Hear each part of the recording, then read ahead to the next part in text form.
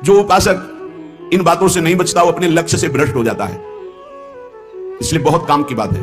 पहला है, किसी भी सभा समिति संगोष्ठी में शामिल ना होना, जहां एक दूसरे की कटाक्ष हो रही हो, जहां एक दूसरे की निंदा की जा रही हो, जहां ये सब नहीं, इसमें नहीं फंसना। साधक को नहीं फंसना। भगवत प्राप्ति करने वाले साधक को सबसे पहले बचना है। आ जाना वहां सभा है, आज वहां समिति है, वहां ऐसा संगोष्ठी है, इस विषय की चर्चा है, नहीं। सत्संग, एकांत सेवन, भगवत सेवा, सत्संग। इष्ट मिले और मन मिले, मिले भजन रस रीति, तहां निसंग कोई मिलिए तासों कीजिए प्रीति। कभी नहीं गए। कई तरह की हानियां हो जाती है, साधक बहिर्मुख हो जाता है। इसलिए साधक को कभी सभा में, समिति में, ऐसी जगह नहीं जाना चाहिए। मना कर रहे हैं। सभा समितियों में शामिल होना मानो अपनी साधना को नष्ट करना है। जो लक्ष्य प्राप्ति के लिए चलना चाहता है, सभा समिति संगोष्ठी, ये नहीं। एकांत सेवन, सत्संग सुना, अपरिचित जीवन, किसी से कोई परिचय नहीं। अखबार पढ़ना, समाचार देखना, ये उनके लिए सही है जो समाज सेवी हैं, जो समाज में विविध पदों में हैं। लेकिन जो भगवत प्राप्ति करना चाहता है उस साधक के लिए ठीक नहीं। न समाचार पत्र पढ़ना और न समाचार सुनना, न समिति सभा में जाना, न किसी राजनीतिक या व्यवहारिक संगोष्ठी को सेवन करना, नहीं। हम सबके हृदय में विराजमान उस परमात्मा तत्व को जागृत करने के विषय में बोलते हैं। सबका हृदय मंदिर बने और सबके हृदय रूपी मंदिर में भगवान का प्रादुर्भाव, केवल उसकी चर्चा होती है। जिस प्रभाव से अनंत जन्मों से हम भटक रहे हैं, उस माया की मलिनता का नाश करके सच्चिदानंद प्रभु में स्थित होने की चर्चा होती है। बहुत चर्चाएं हो रही है। कम से कम एक चर्चा तो पकड़ो जिससे तुम्हारे हृदय मंदिर के पट खुले और तुम्हें साक्षात्कार हो जाए भगवान का। जब तक हृदय मंदिर में भगवान प्रकाशित नहीं होंगे तब तक कुछ काम बनने वाला नहीं। तो सत्संग हृदय मंदिर के पट खोलता है, सत्संग ज्ञान चक्षु खोलता है, प्रेम नेत्र खोलता है। सभा समितियों में जाना, पक्ष विपक्ष की वार्ता करना, समाचार पत्र पढ़ना, समाचार देखना, इस साधक को छोड़ देना चाहिए। दूसरा, कोई भी मनुष्य तुम्हारे जीवन में विशेष अधिकार प्राप्त न कर पावे। कोई भी पूरी सृष्टि में विशेष अधिकार, अरे वो अपने हैं, तो फिर श्यामा श्याम तुम्हारे कैसे रहे?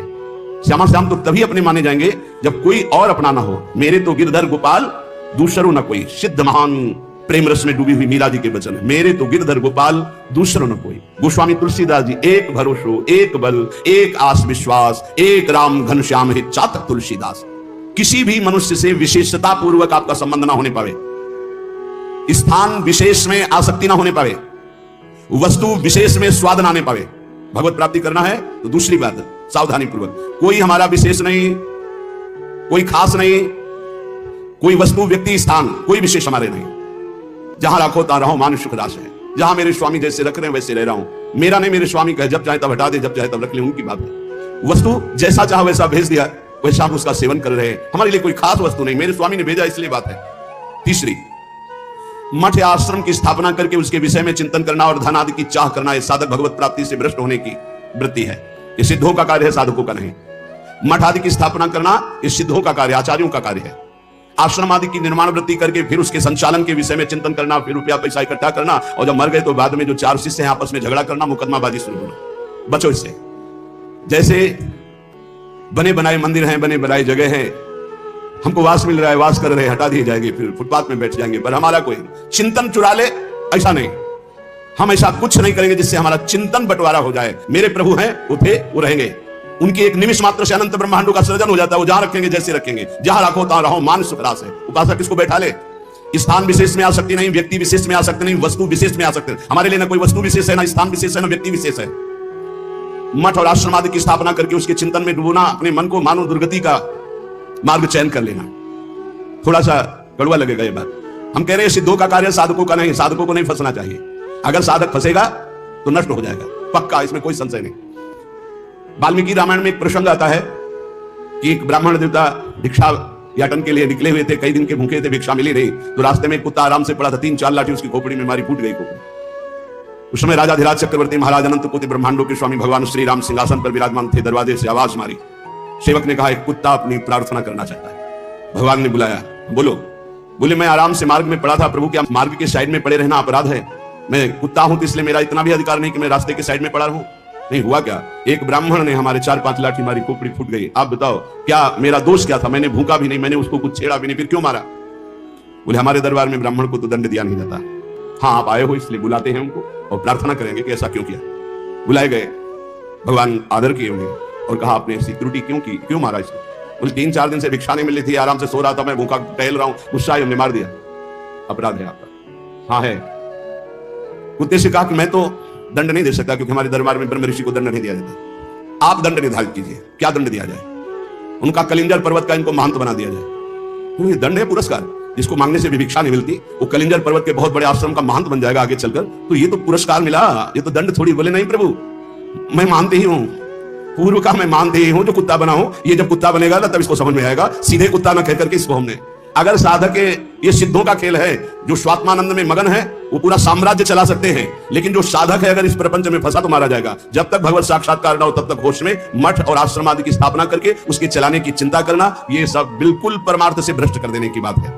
चौथा, साधन में आलस्य, प्रमाद अपनी दिनचर्या में कभी नहीं होना चाहिए। गुरु प्रसाद से अभी तक, अब आगे भगवान जाने, अगर 102 बुखार भी है, हमारा नियम है 12:30 बजे 1 बजे जगना, तो जगना है, जगना।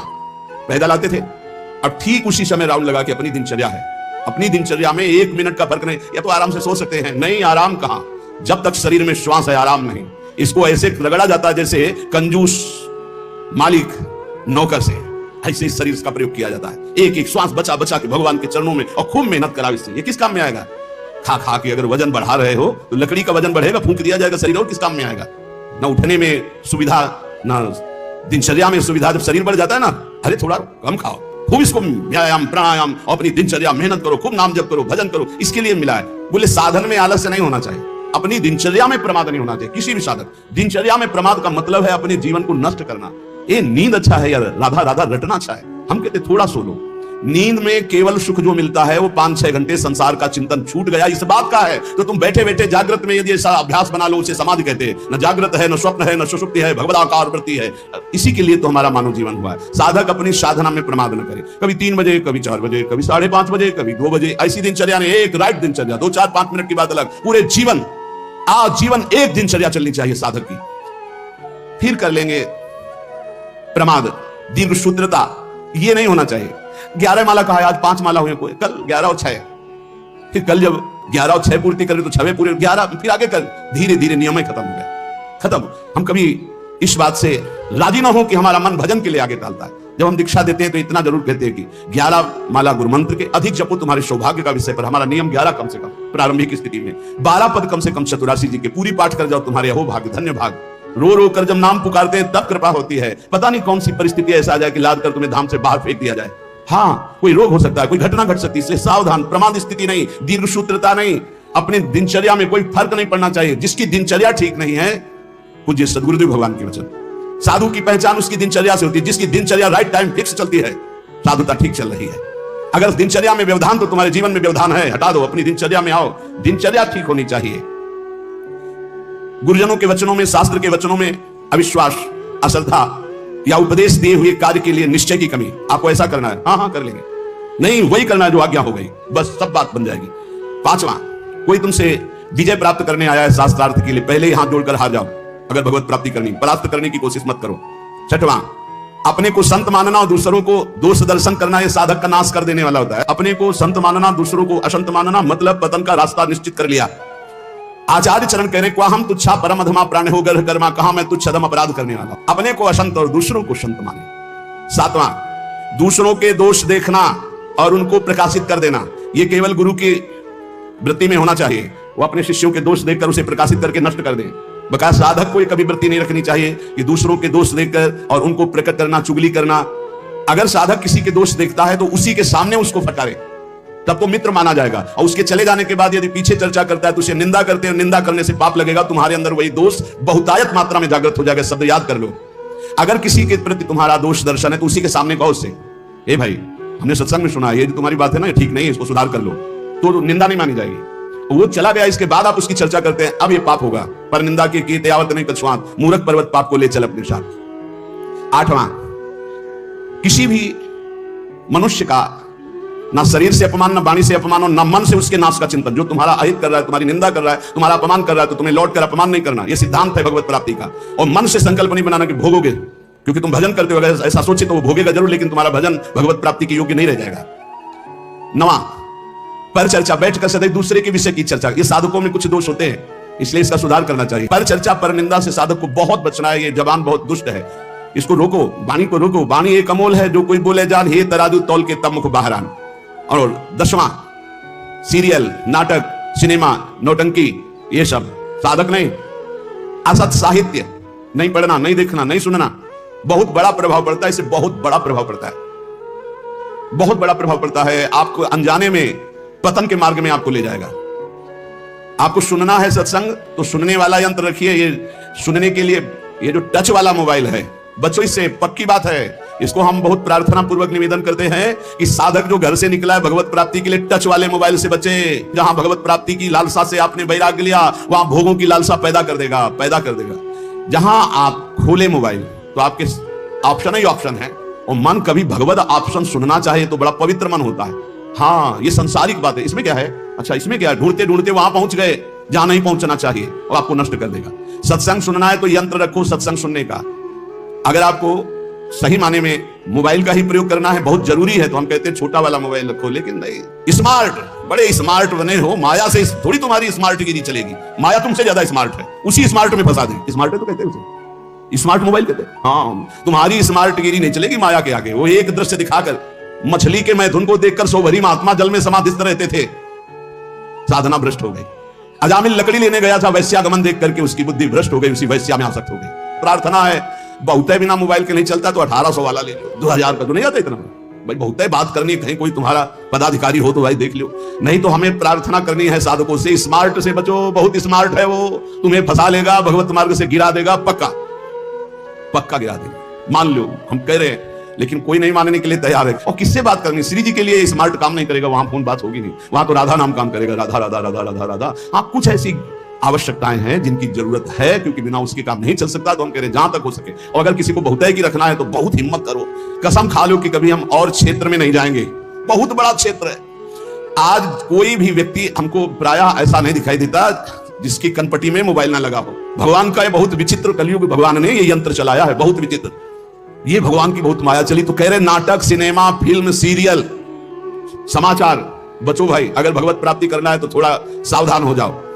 11वां, शास्त्र विरुद्ध कोई भी आचरण ना हो, नहीं तो भय को प्राप्त हो जाओगे। बड़े शेर दिल होकर के भी तुम्हें गुलामी ऐसे की सहनी पड़ेगी जो तुम सोच नहीं सकते। अगर अशास्त्रीय थोड़ा भी कर्म हुआ तो वही तुम्हें रौंद देगा। एक छोटा सा, एक नीच प्रवृत्ति वाला तुम्हारे ऊपर शासन कर लेगा।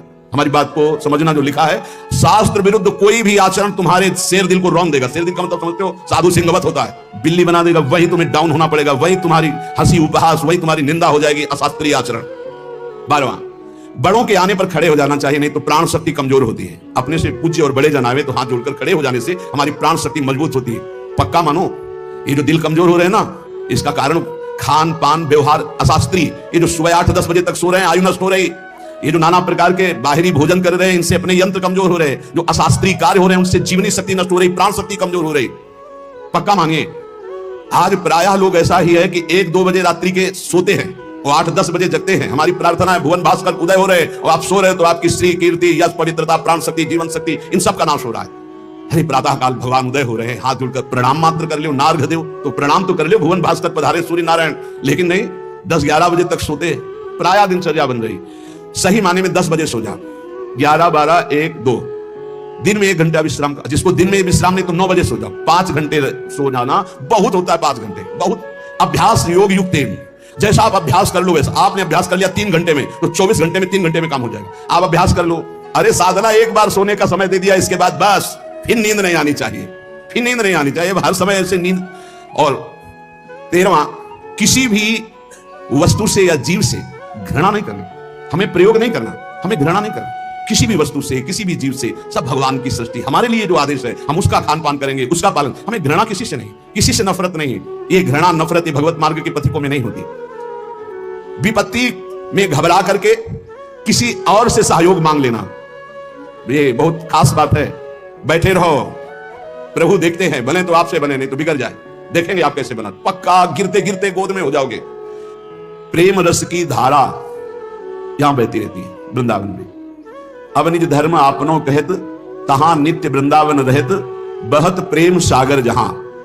बोले प्रणय माधुरी की रसधारा यहां प्रवाहित होती है। जैसे समुद्र के तट पर रहने वाले को शंका बनी रहती है, कभी भी ज्वार भाटा आए और तटस्थ भूमि को तोड़ करके वो डुबो दे, ऐसे ही वृंदावन में है। ये बहता हुआ प्रेम समुद्र है, बहता हुआ, इसकी तरंगे हैं, इसकी लहर है, इसकी धारा है। यहाँ की लताएं, खगमृग, पशु पंछी, यहाँ के रसिक महात्मा। ये जब बाढ़ आएगी किसी भी रसिक महापुरुष का सानिध्य मिला और उसकी करुणा बरस गई तो प्रेम में डूब ही जाओगे। यहां पक्का प्रेम में डूब जाओगे, अंतिम क्षण तक डूब जाओगे। अगर अभी कुछ नहीं बन पा रहा और आप धाम के आमरण व्रतधारी हैं कि मेरा शरीर छूटे तो वृंदावन में छूटे, तो अंतिम समय तक किसी न किसी सखी की नजर पड़ेगी और आपको प्रियालाल के प्रेम में डुबो देगी, क्योंकि करुणा का मूर्तिमान स्वरूप सहचर्या है। इसलिए धाम प्रेम धाम कहा गया है। यहां प्रेम समुद्र बहता हुआ है, यद्यपि समुद्र स्थिर होता है, पर यहां कह बहुत प्रेम सागर जहां, क्योंकि प्रेम स्थिर नहीं है, प्रतिक्षण वर्धमानम है, बढ़ता ही रहता है। प्रेम जैसे चंद्रकला बढ़ता है, पर चंद्रमा में पूर्णिमा होती, प्रेम में कभी पूर्णिमा नहीं होती, सदैव बढ़ता रहता है, नवम नवम नवम प्रतिक्षण वर्धमानम। इसलिए बहता हुआ प्रेम समुद्र वृंदावन धाम है और इसकी तरंगे हैं यहाँ की लता रजरानी खगमृग पशु पंछी और यहाँ के रसिक जन। किसी की भी कृपा हो जाए, यहाँ के एक पक्षी की कृपा हो जाए तो आप प्रेम में डूब जाएंगे।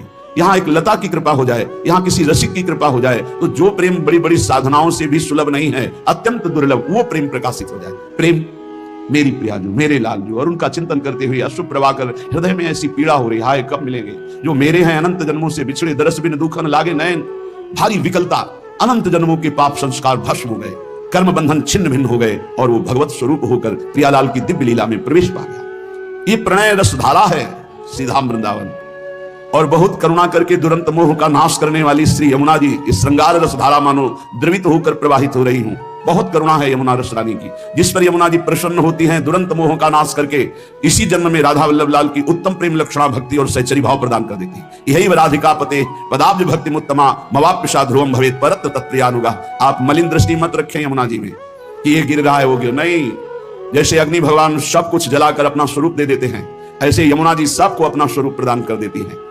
परम पावन यमुना जी को कभी कोई अपवित्र कर ही नहीं सकता, किसी की सामर्थ्य नहीं है। यमुना जी साक्षात करुणा बपू हैं, हमारी लाडली जी की प्रिय सहचरी हैं, और मोह का नाश होना बड़ा कठिन है, सो यमुना जी नाश कर देती है। जिसने यमुना जी का दर्शन किया, यमुना जी का आचमन किया, यमुना जी का अवगाहन किया, वो कभी यमपुरी नहीं जा सकता पक्का।